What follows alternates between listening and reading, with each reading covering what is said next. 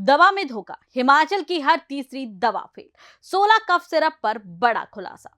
बीमारी की दवा या खतरे का पैकेट, 71 दवाएं फेल। नकली दवाओं की एंट्री से हड़कंप।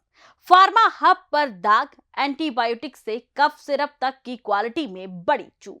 लेवल पर कंपनी का नाम, पर कंपनी ने किया इनकार। नकली दवाओं का खेल बेनकाब। हिमाचल की दवाओं पर बड़ा खुलासा, हर तीसरी दवा फेल। कफ सिरप से एंटीबायोटिक तक सवालों के घेरे में। क्या आप जो दवा खा रही हैं वो सुरक्षित है?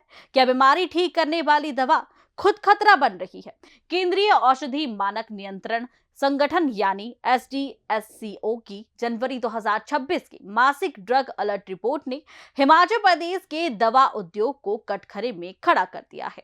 देश भर से जांचे गए 215 दवा नमूनों में से 71 दवाएं गुणवत्ता मानकों पर फेल पाई गई हैं, यानी लगभग हर तीसरी फेल दवा हिमाचल में बनी। इन दवाओं में शामिल है एलर्जी की दवाएं, अस्थमा की दवाएं, दर्द और बुखार की गोलियां, एंटीबायोटिक्स और सबसे ज्यादा चौंकाने वाली बात, 16 कफ कोल्ड सिरप के सैंपल भी फेल हुए हैं। रिपोर्ट में 3 दवाओं को नकली श्रेणी में रखा गया है। जांच में चौंकाने वाला खुलासा हुआ है।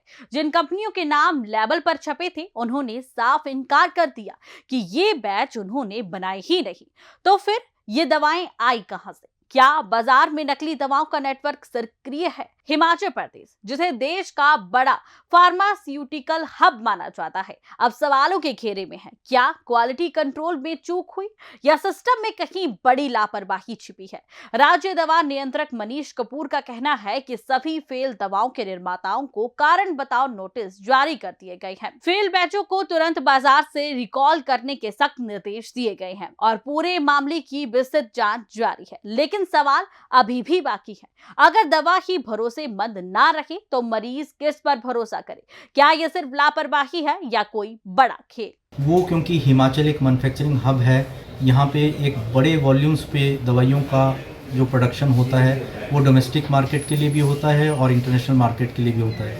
हमारे यहाँ पे बड़े से बड़े उद्योग और छोटे उद्योग सब कार्यरत हैं, लेकिन ये हमारी जिम्मेवारी है कि सैंपल फेलियर के ऊपर हम उसमें कमी लाएं और हमारी कोशिश रहती है कि जहाँ पे भी इस तरह की जो डेफिशिएंसीज पाई जाती हैं उन पे हमारा विभाग जो है समय समय पर कार्रवाई करता रहा है, आगे भी करेगा।